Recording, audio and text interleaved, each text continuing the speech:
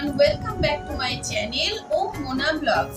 তো বন্ধুরা, তোমরা সবাই কেমন আছো? আমি মোনা চলে এসেছি তোমাদের জন্য আবার নতুন একটা ভিডিও নিয়ে। তো বন্ধুরা, তোমাদেরকে সেদিন বলেছিলাম আমি যখন গ্রসারি শপিং করতে গেছিলাম, তো তোমাদেরকে বলেছিলাম আমি একটা ফুচকার প্যাকেট নিয়ে এসেছিলাম, তো তোমরা দেখেছিলে। তো সেদিন আমি বলেছিলাম যে এই ফুচকার রেসিপিটা যেদিন করবো তোমাদের সঙ্গে শেয়ার করব। তো আজ আমার ছেলের বায়না যে মা ফুচকা খাবো ফুচকা খাবো, তো ভাবছি যে ফুচকার প্যাকেটটাও আছে আর তোমাদের সঙ্গে রেসিপিটা যখন শেয়ার করব বলেছি, তো আজ করাই যাক। তবে চলো প্রথম থেকে লাস্ট পর্যন্ত আমি ফুচকা কিরকম করে বানাচ্ছি সম্পূর্ণটাই তোমাদেরকে দেখাবো, তবে থাকতে হবে। তবে চলো। তো দেখো চলে এসেছি ফুচকা বানাতে। তো ফুচকার জন্য প্রথমেই কেটে নিচ্ছি আলুগুলো। আমি এখানে বেশ বড় বড় মাপের 3 থেকে 4টে মতো আলু নিয়ে নিয়েছি। আর আমি বড় বড় দেখে আলুগুলো নিলাম বন্ধুরা, যেহেতু ফুচকা অনেকগুলো বানাবো তাই আলু মাখাটাও কিন্তু আমি অনেকটা তৈরি করব।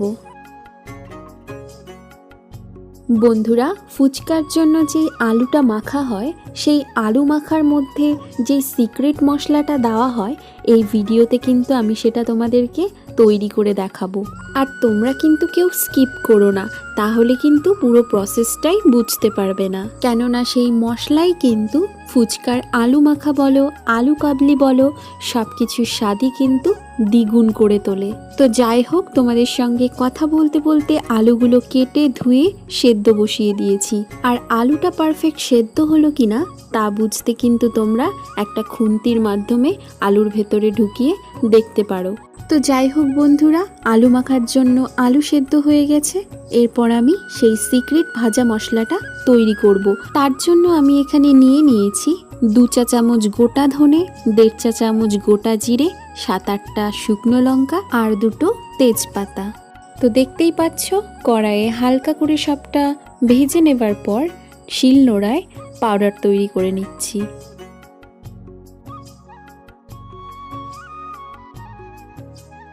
ভাজা মশলা আমাদের তৈরি হয়ে গেলে চলে যাচ্ছি ফুচকা বানাতে। তো দেখো এখানে নিয়ে নিয়েছি সেই গ্রসারি স্টোর থেকে আনা রেডিমেড ফুচকা। ওদিকে আলু বয়েল হচ্ছে, এদিকে আমি কড়াই বসিয়ে দিচ্ছি ফুচকাগুলো ভেজে নেবার জন্য। নিয়ে নিচ্ছি পর্যাপ্ত পরিমাণে রিফাইন অয়েল।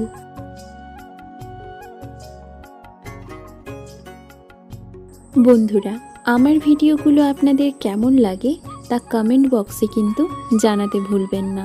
আর ভিডিও ভালো লাগলে ভিডিওর শেষে অবশ্যই একটি লাইক দিয়ে চ্যানেলটিকে কিন্তু সাবস্ক্রাইব করে দেবেন। আর পাশে থাকা বেল আইকনে ক্লিক করে নোটিফিকেশন অল করে দেবেন, যাতে সবার আগে আপনার কাছে আমার ভিডিওগুলো পৌঁছে যায়। তো দেখতেই পাচ্ছ তেল গরম হয়ে গিয়েছে। এরপর আমি একে একে ফুচকাগুলোকে ভেজে তুলব। বেশি কিন্তু ডিপ করে ভাজা যাবে না বন্ধুরা, একদম লাইট করে ভেজে তুলতে হবে, না হলে আবার পুড়ে যাওয়ার সম্ভাবনা রয়েছে। গ্যাসের ফ্লেমটা একদম লো টু মিডিয়ামে রেখে আস্তে আস্তে ফুচকাগুলোকে আমি ভেজে নিচ্ছি।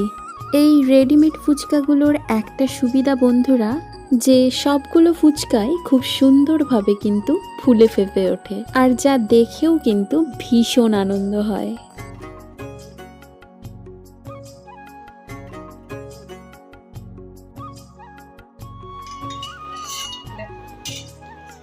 তো বন্ধুরা, দেখতেই পাচ্ছ ফুচকাগুলো কি সুন্দর ফুলেছে। তো আরো আমার ফুচকাগুলো ভাজা বাকি আছে, তো তোমরা সঙ্গে থাকো, দেখতে থাকো আমি এই রেসিপিটা কিভাবে করছি। তো দেখো মোটামুটি আমার সমস্ত ফুচকাগুলোই কিন্তু ভাজা হয়ে গেছে, আর মা এদিকে ভাজা মশলাটা গুঁড়ো করে নিচ্ছে।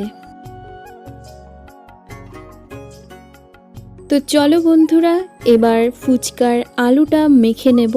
তো মাখতে কি কি লাগছে তোমরা দেখতে থাকো। তো বন্ধুরা, দেখতেই পাচ্ছ ফুচকাগুলো কি সুন্দর ফুলেছে।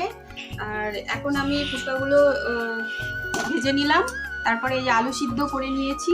আর আলু সিদ্ধ মাখানোর জন্য যে মশলাটা দরকার ফুচকা বানানোর, সেই মশলাটাও করে নিয়েছি। এখন আমি এই আলু সিদ্ধটাকে এই মশলাটা দিয়ে মাখবো। তো আলু মাখতে প্রথমেই দিয়ে দিচ্ছি পরিমাণ মতো বিট নুন। এরপর একে একে দিয়ে দেব সেই তৈরি করে রাখা ভাজা মশলা, একটু তেঁতুলের পাল্প এবং সবটা দিয়ে কিন্তু বেশ করে আলুটা মেখে নিচ্ছি।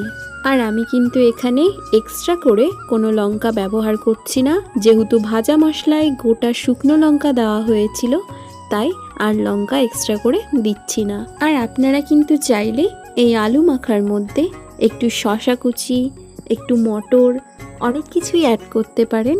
তো আমি এগুলো কিছুই সেরকম দিলাম না, যেহেতু একদমই ঘরোয়াভাবে বানাচ্ছি। দিলাম না বলা ভুল হবে, যেদিন আমি এই ফুচকার রেসিপিটি তৈরি করেছি সেদিন অ্যাকচুয়ালি এইসব কিছুই হাতের কাছে তেমন ছিল না।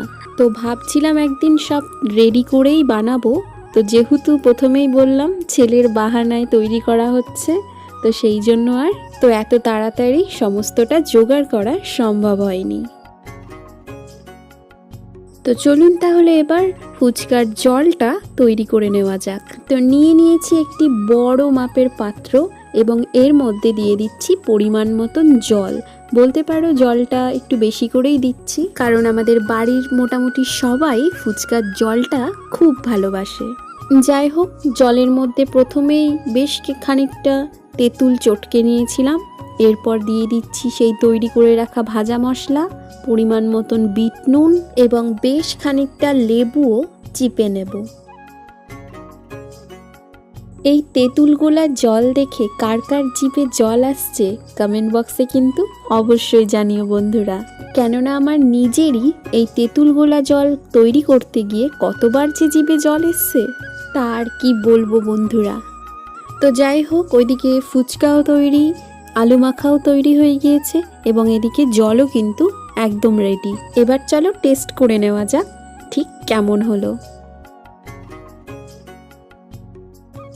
তো দেখো বন্ধুরা, ফুচকাটা কিন্তু ভীষণ ক্রিস্পি হয়েছে এবং খেতেও কিন্তু দারুণ হয়েছে। তো তোমরা কিন্তু বাড়িতে তৈরি করে নিতেই পারো খুব সহজেই এইভাবে ফুচকা। তো বন্ধুরা, তোমরা দেখতে পেলে আমি ফুচকাটি কিভাবে বানালাম। তো তোমরাও বাড়িতে ঠিক এইভাবেই ফুচকা বানাবে, আমি আশা করি তোমাদের অনেক ভালো লাগবে। তো ভিডিওটি ভালো লাগলে অবশ্যই একটি ভিডিওতে লাইক দিয়ে চ্যানেলটিকে সাবস্ক্রাইব করে দেবে।